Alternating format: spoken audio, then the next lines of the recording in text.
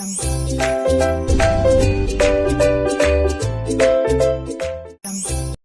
To my channel. So आज के video में हम डिस्कस करेंगे about one way ANOVA and इसके क्वेश्चन को कैसे सॉल्व किया जाता है। सो वन वे अनोवा बहुत ज़्यादा इजी है। अगर आपको वन वे अनोवा करना अच्छे से आ गया तो टू वे अनोवा भी उसके जैसा ही है, बस कुछ एक दो स्टेप्स में डिफरेंस होगा, बाकी पूरा का पूरा सेम है। तो सबसे पहले अगर हमें क्वेश्चन आएगा अनोवा का, तो अनोवा का क्वेश्चन हम आइडेंटिफाई कैसे करेंगे कि ये वन वे अनोवा का है कि टू वे अनोवा का है। तो इट्स वेरी सिंपल। तो हमेशा आपको पता होना चाहिए कि जो अनोवा वन वे अनोवा होता है तो उसमें हमेशा एक इंडिपेंडेंट वेरिएबल होता है। ठीक है, सबसे पहले ये पता होना चाहिए कि अनोवा क्या करता है। तो अनोवा एक ऐसी टेक्निक है, आप बोल सकते हैं ऐसा टेस्ट है, जिसकी मदद से हम दो या दो से ज़्यादा सैंपल्स के बीच में मीन्स को हम क्या कर सकते हैं, कंपेयर कर सकते हैं। ठीक है, एंड वन वे अनोवा में हमेशा आपको एक ही इंडिपेंडेंट वेरिएबल देखने को मिलता है, जबकि टू वे वेरिएबल में आपको दो इंडिपेंडेंट वेरिएबल्स देखने को मिलेंगे। ठीक है, तो यहाँ पे आप देख रहे हो, यहाँ पे डाटा दिया है, सिर्फ आपको एक ही वेरिएबल दिया है। जब आपको ऐसे एक ही वेरिएबल दिखेगा, ठीक है, ग्रुप्स जो सैंपल्स होंगे या ग्रुप्स होंगे उनमें दो ग्रुप्स होंगे, ठीक है, दो या दो से ज़्यादा भी हो सकते हैं। तो उनमें जब एक ही वेरिएबल है तो इसका क्लियरली ये मतलब है कि ये वन वे अनोवा का क्वेश्चन है। ठीक है, अब हम सब स्टार्ट करते हैं इसका क्वेश्चन। देखिए हम कैसे सॉल्व करेंगे। तो जो वन वे अनोवा का पहले हम क्वेश्चन देख लेते हैं। The times required by 3 workers to perform an assembly line task were recorded on 5 randomly selected occasions. Here are the times to the nearest minute. तो मैं आपको बताऊंगी कि क्या क्या स्टेप्स आपको करने हैं, एंड हर क्वेश्चन में आपको वही सेम स्टेप्स करने हैं। बस आप ध्यान से सुनिएगा तो इससे आपका आंसर बहुत ईजीली निकल जाएगा। ठीक है, तो स्टार्ट करते हैं। जब भी आपको अनोवा का क्वेश्चन करना है, सबसे पहला काम आपको करना है वो है null hypothesis and alternate hypothesis को एज्यूम करना। ठीक है, उसको लेना। तो नल हाइपोथेसिस को लेंगे एंड अल्टरनेटिव हाइपोथेसिस को सबसे पहले हम लेंगे। तो जो सबसे पहले स्टेप में हम लेंगे null hypothesis and alternate hypothesis. तो जो नल हाइपोथेसिस होती है उसको हम H0 से डिनोट करते हैं, रिप्रेजेंट करते हैं, एंड जो हमारी अल्टरनेट हाइपोथेसिस होती है उसको H1 से हम रिप्रेजेंट करते हैं। तो जो आपको नल हाइपोथेसिस लेनी है वो लेनी है कि जो भी इनका मीन है, जो ये सैम्पल्स दिए हैं हमारी, कितने ग्रुप्स हैं, 3 ग्रुप्स हैं, इनका जो मीन है वो इक्वल नहीं है। ठीक है, आपको ये याद रखना है कि अनोवा में हम हमेशा अपोजिट चीज़ लेते हैं। अब अनोवा का काम होता है मीन्स को, इनके मीन जो डिफरेंट ग्रुप्स हैं उनके बीच में मीन को चेक करने का। ठीक है, तो हमने एज्यूम कर लिया कि इन तीनों के जो मीन है वो इक्वल नहीं है, और अल्टरनेट हाइपोथेसिस में ये हम इसके अपोजिट लेंगे कि ये मीन जो है वो इक्वल है। ठीक है, तो यहाँ पे 3 सैम्पल्स थी तो इसलिए मैंने 3 हमारे म्यू लिए। ठीक है, अगर 4 होती तो मैं 4 लेती, म्यू 4 तक लेती। ठीक है, इसी तरह से आपको लेना है। बस सबसे पहला स्टेप ये था। सेकेंड स्टेप में आपको लेना होता है level of significance. Level of significance को हम अल्फ़ा से भी नोट करते हैं। एंड लेवल ऑफ सिग्निफिकेंस अगर वो आपको क्वेश्चन में मेंशन किया है कि इतना लो तो आप वही लोगे। अगर क्वेश्चन में मेंशन नहीं किया है, जैसे इस वाले क्वेश्चन में मेंशन नहीं है, तो इसका मतलब हम हमेशा लेवल ऑफ सिग्निफिकेंस जब हमें नहीं दिया गया है तो हम लेवल ऑफ सिग्निफिकेंस जो अज्यूम करेंगे वो होगा 5%। हमेशा आपको जब नहीं दिया तो बिना सोचे समझे आपको 5% लेवल ऑफ सिग्निफिकेंस ले लेना है, तो ये हो जाएगा 0.05%। ठीक है, तो जो हमारी टैबुलर वाली जो वैल्यूज़ होंगी एफ रेशियो की, एफ की, वो हम 5% लेवल ऑफ सिग्निफिकेंस पे देखेंगे। ठीक है, 2 स्टेप्स। अब थर्ड स्टेप में आपको क्या करना है, थर्ड स्टेप में आपको करना है कि ये जो सैम्पल्स दी हुई हैं इनको आपको ऐड करना है। अब वो कैसे करना है वो देखते हैं।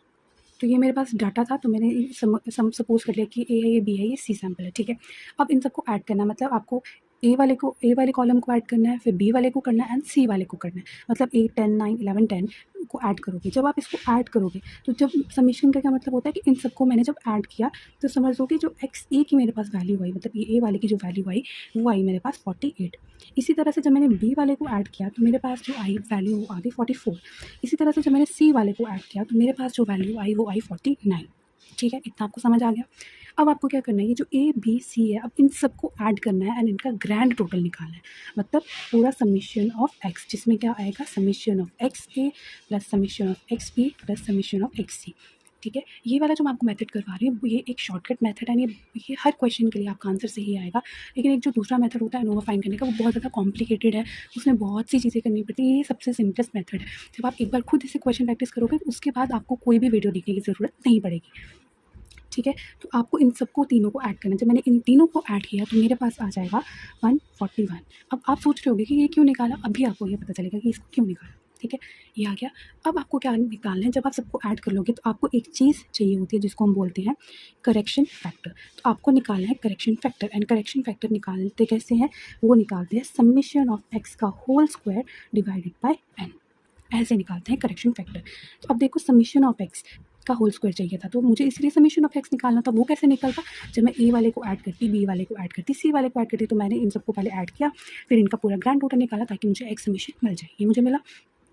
अब ये क्या है, 141 है, तो 141 का होल स्क्वायर। और ये चीज़ में कन्फ्यूज़ मत हो जाना, आपकी ये चीज़ में आप बिल्कुल भी कन्फ्यूज़ मत होना। जो एक्स स्क्वायर होता है और समीशन ऑफ एक्स का होल स्क्वायर, ये दोनों सेम नहीं होते, ये दोनों डिफरेंट होते हैं। यहाँ पे बोला है एक्स स्क्वायर का समीशन, मतलब ये जो हमारे पास डाटा था, सबसे पहले मैं इनका स्क्वायर करती, फिर इनको ऐड करती और इनका ग्रैंड टोटल निकालती, तो वो होता मेरे पास एक्स स्क्वायर का समीशन। ठीक है, यहाँ पे क्या बोला है, उन्होंने बोला है समीशन ऑफ एक्स। जो मेरे पास समीशन ऑफ एक्स है उसका होल स्क्वायर, मतलब जो मेरे पास ये समीशन ऑफ एक्स आया इसका होल स्क्वायर। तो इसमें आप बिल्कुल भी गलती मत करना। ठीक है, ये मैंने लिख लिया। एन एन क्या होगा, एन का मतलब होता है कि यहाँ पे कितने, जो ये जो सैम्पल है कितने नंबर्स हैं यहाँ पे, तो 1 2 3 4 5 6 7 8 9 10 11 12 13 14 15, ये टोटल 15 है, तो यहाँ पे आ जाएगा 15। एन मतलब कितने नंबर हैं। ठीक है, तो इसको 141 का जो मैंने स्क्वायर किया, इट्स 19881/15, एंड जब मैं इसको डिवाइड करूँगी तो मेरे पास आंसर आ जाएगा 1325.4, जो कि निकला हमारा करेक्शन फैक्टर।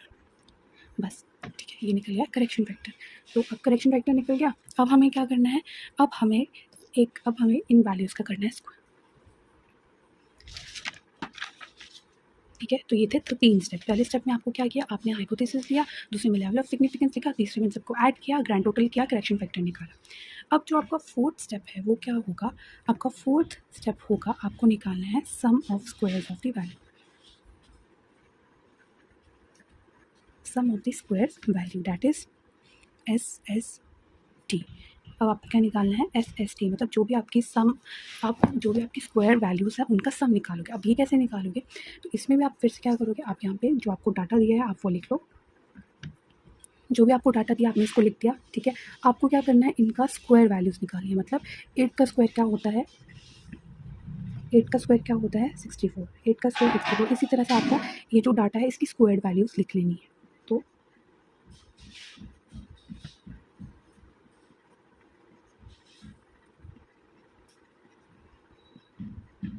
ठीक है, ये मेरे पास डाटा था, इनकी मैंने स्क्वायर वैल्यूज़ लिख ली। ठीक है, ये मैंने आपको समझाने के लिए ये पूरा लिखा। आप सीधा क्वेश्चन से देख के उसकी स्क्वायर वैल्यूज़ लिख सकते हो। जब आप ये स्टेप करोगे आपको ये चीज़ लिखने की दोबारा ज़रूरत नहीं है, आप सीधा इनका स्क्वायर लिखोगे। ठीक है, अब आपको क्या करना है, सेम जैसे पहले वाले में किया था, इनको जब ये स्क्वायर है तो यहाँ पे स्क्वायर वैल्यूज़ है तो यहाँ पे स्क्वायर आएगा, ये चीज़ ध्यान रखना। सेम अब आप इनको क्या कर लो, इनकी सबमिशन कर लो, जैसे पहले वाले की थी वो बिना स्क्वायर वाले की थी, ये स्क्वायर वाली है, तो इसकी वजह में जब मैं इनको ऐड करूँगी तो मेरे पास आएगा 466, इसको ऐड करूँगी तो आएगा 390, इसको ऐड करूँगी तो आएगा 483। एंड इसी तरह अब सबमिशन ऑफ एक्स स्क्वायर निकालूंगी मैं इन तीनों को ऐड करके, तो इसका मेरे पास आंसर आ जाएगा 1339। ठीक है, सेम पहले वाले की तरह ही है, बस फ़र्क ये है कि अभी स्क्वायर वैल्यूज़ को हम ऐड कर रहे हैं, ये पता चला आपको। अब हम यहाँ क्या निकाल रहे थे, SST निकाल रहे थे। तो SST का क्या फॉर्मूला है, SST का फॉर्मूला जो है वो है summation of x square minus correction factor. ठीक है, तो अब आपको पता चला कि जो हमने ऊपर करेक्शन फैक्टर निकाला था वो क्यों निकाला था, ताकि हम SST निकाल पाए, क्योंकि SST करेक्शन फैक्टर के बिना तो निकल ही नहीं सकता। जो हमारा SST है उसका फॉर्मूला है summation of x square. Summation of x square तो हमने निकाल लिया, ये तो मैं पता था कि वैल्यू उसको स्क्वायर करके इनको ऐड करेंगे तो ये निकल जाएगा, बट करेक्शन फैक्टर भी तो निकालना था। करेक्शन फैक्टर कैसे निकलता, समीशन ऑफ एक्स का होल स्क्वायर अपॉन n करके। ठीक है, अब सिंपल, अब हम क्या करेंगे कि जो भी हमारा ये समीशन ऑफ एक्स स्क्वायर है वो है 1339, करेक्शन फैक्टर था हमारा 1325.4, इसको हम कर देंगे माइनस। जब मैं इनको सब्ट्रैक्ट करूँगी तो मेरे पास आंसर आ जाएगा 13.6। बस अब आपका आधा क्वेश्चन हो गया, बस अब आपको सिंपल सी चीज़ें करनी है। ठीक है, यही आपका मेन जो चीज़ थी जो आपको चाहिए थी वो आपकी निकल गई। ठीक है, करेक्शन फैक्टर निकाला, करेक्शन फैक्टर से हमारे पास SST आ गया। ठीक है, अब आपको बस 2 चीज़ें और करनी है और उसके बाद आपका क्वेश्चन सॉल्व हो जाएगा। अब आपको निकालना है SSC मतलब sum of squares between the columns. ठीक है, अब आपको कॉलम्स के लिए आपको सम निकालना है, वो आप कैसे निकालोगे, उसके लिए फॉर्मूला होता है समीशन ऑफ एक्स का स्क्वायर अपॉन n, फिर समीशन ऑफ एक्स का स्क्वायर अपॉन n, ये ए के लिए, ये बी के लिए, फिर 3 सैम्पल्स थी ना तो हम सी तक लिखेंगे। ठीक है, एंड माइनस करेंगे करेक्शन फैक्टर्स। ये आपके पास फॉर्मूला है। ठीक है, समीशन ऑफ एक्स ए का फिर उसका होल स्क्वायर अपॉन n, फिर समीशन ऑफ एक्स बी का होल स्क्वायर अपॉन n, ऐसे करके करेक्शन फैक्टर से माइनस करेंगे। आप यहाँ पे देखो, आपने समीशन ऑफ ए भी निकाला है, बी भी निकाला है, सी भी निकाला है, इनका मैं कर दूँगी स्क्वायर अपॉन n। n मतलब अब देखो समीशन ऑफ एक्स ए हम निकाल रहे हैं तो n इसमें कितना होगा, अब क्या यहाँ पे n हम 15 लेंगे, नहीं, यहाँ पे जो n होगा वो होगा 5, क्योंकि हम ए वाले की बात कर रहे हैं ना। जो हमारा फॉर्मूला है यहाँ पे सिर्फ हम ए वाले की बात कर रहे हैं, ए अपॉन n। ए में कितने नंबर है, 1 2 3 4 5, तो इसको हम डिवाइड करेंगे 5 से। ठीक है, तो अब ये जो आपने समीशन वाली वैल्यूज़ निकाली थी जो की थी 48 को डिवाइडेड बाय 5। ठीक है, फिर था आपका 44 का होल स्क्वायर डिवाइडेड बाय 5, फिर आपका था 49 का whole square divided by 5, and जो करेक्शन फैक्टर था वो कितना था आपका 1325.4, यही था। ठीक है, अब बस अब आप इसका होल स्क्वायर कर लो, होल स्क्वायर करके डिवाइड कर लो 5 से, तो यहाँ आ जाएगा 460.8, यहाँ आ जाएगा 387.2, फिर आ जाएगा 480.2 माइनस 1325.4, ये आ जाएगा। अब इन तीनों को ऐड करो, इन तीनों को ऐड करके इससे माइनस कर दो, तो आपके पास आंसर आ जाएगा 2.8। मतलब जो आपका SSC निकला बिटवीन द आपका कॉलम में निकला वो क्या है आपका 2.8। ठीक है, बस अब आपको इस SSC के बाद आपको SSE निकाल देना है। ठीक है, जो कि एरर की वजह से होगा, तो वो आपको कैसे निकालना है, आपको उसको करना है SST माइनस SSC। तो आप यहाँ पे एक चीज़ देख लो कि कैसे चीज़ें एक दूसरे से लिंक्ड हैं। सबसे पहले आपको करेक्शन फैक्टर निकालना था, करेक्शन फैक्टर निकालने के बाद आपको उसको आगे जब आपने स्क्वायर वाली वैल्यूज़ निकाली, जो SST था वो आपने कैसे निकाला, करेक्शन फैक्टर की वैल्यू उसको माइनस करके। ठीक है, फिर उसके बाद जब हमने SSC निकाला उसमें भी करेक्शन फैक्टर की ज़रूरत थी। अब जो SSE निकालेंगे उसमें हमें SST की ज़रूरत पड़ रही है, जो हमने स्क्वायर वाली वैल्यूज़ करके निकाला था। तो जो SST था वो कितना था हमारे पास, वो था 10.8, एंड जो SSC जो अभी आया ये क्या है 2.8। इनको कर देंगे माइनस, जब इनको करेंगे माइनस तो आ जाएगा 10.8। तो ये हमारा निकल गया SSE। बस अब हमारा क्वेश्चन निकल गया। हमें दो ही चीज़ें चाहिए होती है, एक तो बिटवीन द कॉलम चाहिए होता है, एरर की वजह से हमें चाहिए होता है। ठीक है, सम ऑफ स्क्वायर, तो वो दोनों चीज़ें हमारे पास निकल गई। अब एक लास्ट चीज़ हम निकालेंगे वो है degree of freedom. Degree of freedom कैसे निकालेंगे, तो डिग्री ऑफ फ्रीडम मैं निकालूंगी एक तो कॉलम के बीच में और एक एरर की वजह से। तो जो मैं SSC के लिए निकालूंगी उसका क्या फॉर्मूला होता है, उसका C-1, मतलब जितने कॉलम होंगे, कितने कॉलम थे हमारे क्वेश्चन में, तो देखो क्वेश्चन में कितने कॉलम थे, 1 2 3, 3 कॉलम थे। मैं यहाँ पे कर दूँगी 3-1, मतलब जो हमारा डिग्री ऑफ फ्रीडम निकल गया वो आ गया 2। ठीक है, SSC के लिए। उसी तरह से SSE के लिए हमारा क्या होगा, वो होता है हमारा N-C, मतलब जितने भी नंबर ऑफ यहाँ पे सैम्पल में दिए होंगे, कितने थे, 1 2 3 4 5, 15 थे, तो 15 - C, मतलब जितने कॉलम थे, तो कॉलम कितने थे, 3, तो ये आ जाएगा हमारे पास 12। बस अब हमारा SSC और SSE के लिए भी हमारा डिग्री ऑफ फ्रीडम निकल गया। अब हमें लास्ट काम करना है, वो हमें बनाना है अनोवा टेबल। तो ये हमारे पास अनोवा टेबल, जिसमें सबसे पहले आता है source of variation, that is between the sample and error की वजह से। देन सम ऑफ स्क्वायर्स आता है, degree of freedom, then mean sum of squares, and then F ratio. तो बिटवीन द सैम्पल होता है सम ऑफ स्क्वायर्स में, वो होता है SSC, जो कि बिटवीन द कॉलम्स होता है, एंड एरर की वजह से होता है वो होता है SSE, मतलब sum of squares due to error, sum of squares between the sample में यहाँ पर कॉलम। ठीक है, तो जो हमारा SSC आया था वो कितना आया था, ये देखो वो कितना आया था 2.8। तो यहाँ पे हम क्या लिखेंगे, SSC वो क्या है 2.8। ठीक, अब SSC कितना आया था जो हमने निकाला था, वो आया था 10.8, तो हम यहाँ लिखेंगे 10.8। ठीक है, अब आती है डिग्री ऑफ फ्रीडम। तो डिग्री ऑफ फ्रीडम हमने SSC के लिए और SSE दोनों के लिए निकाली थी। SSC के लिए आगे हमारे पास 2 एंड SSE के लिए हमारे पास आ गई 12। ठीक है,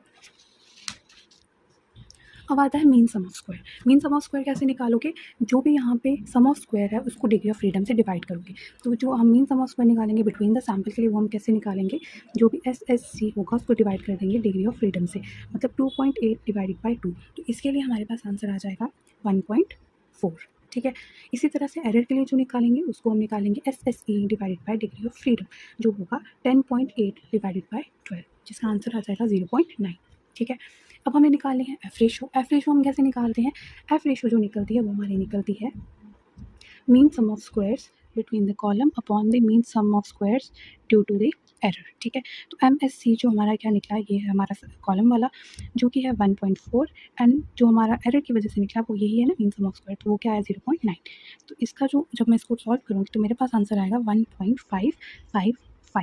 तो इसका मतलब जो मेरी F रेशो है वो क्या है 1.555। ठीक है, तो ये आपको आई होप आपको ये समझ आया होगा कि कैसे करना है। सबसे पहले आपने SSC निकाला, SSC निकाला, उसके बाद degree of freedom find out किया आपने, फिर मीन सम ऑफ स्क्वायर्स कैसे निकालोगे, इन दोनों को डिवाइड करके इसका आंसर, इन दोनों को डिवाइड करके इसके लिए। ठीक है, F रेशो, फिर जो भी ये दोनों आंसर आएगा इन दोनों को डिवाइड करके आपके पास F रेशो आ जाएगी। ठीक है, एंड यहाँ पे एक और चीज़ करनी है आपको, जो डिग्री ऑफ फ्रीडम है इसको आपको लास्ट में इसका ये टोटल में लिखना है, इसका टोटल हो जाता है 14। ठीक है, तो ये आपका बन गया अनोवा टेबल।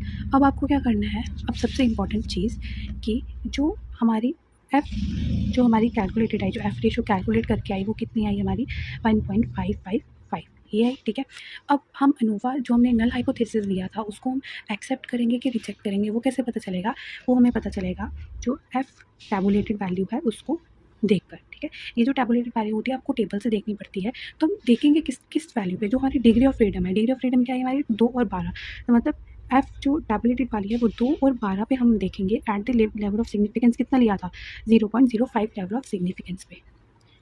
ठीक है, तो वो कितनी आएगी, मतलब जो एफ टैबुलेटेड वैल्यू आएगी हमारी 2 और 12 डिग्री ऑफ फ्रीडम पे और 5% लेवल ऑफ सिग्निफिकेंस पे। यह आपको एग्जाम में आपको मेंशन किया होता है क्वेश्चन में, तो आपको बिल्कुल भी ये घबराने की ज़रूरत नहीं है कि आपको ये लर्न करके रखना पड़ेगा या कुछ भी। ये जो आपको टैबुलेटेड वैल्यूज़ होती हैं, यहाँ तो आपको वो टेबल प्रोवाइड करेंगे, यहाँ तो क्वेश्चन में ऑलरेडी मेंशन होगा कि इस लेवल, इस डिग्री ऑफ फ्रीडम पे, इस लेवल ऑफ सिग्निफिकेंस पे इतनी वैल्यू है। ठीक है, इसकी जो हमारे पास वैल्यू आएगी टैबुलेटेड वाली वो आएगी 19.41। ठीक है, तो अब जो हमारी एफ़ कैलकुलेटेड वाली है और जो एफ़ टैबुलेटेड वाली है, जो एफ़ कैलकुलेटेड वाली वैल्यू वो क्या है 1.55 एंड टैबुलेटेड वाली 19.41। मतलब जो कैलकुलेटेड वाली है वो वैल्यू छोटी है टैबुलेटेड वैल्यू से। तो मतलब यही ऐसे लिखेंगे कि जो टेबल वाली है वो बड़ी है, कैलकुलेटेड वाली छोटी है। तो जब भी ऐसा होगा कि टेबल वाली वैल्यू बड़ी है, टैबुलेटेड वैल्यू बड़ी है और कैलकुलेटेड वाली छोटी है, तो हम क्या करेंगे, जो भी हमारा नल हाइपोथेसिस होगा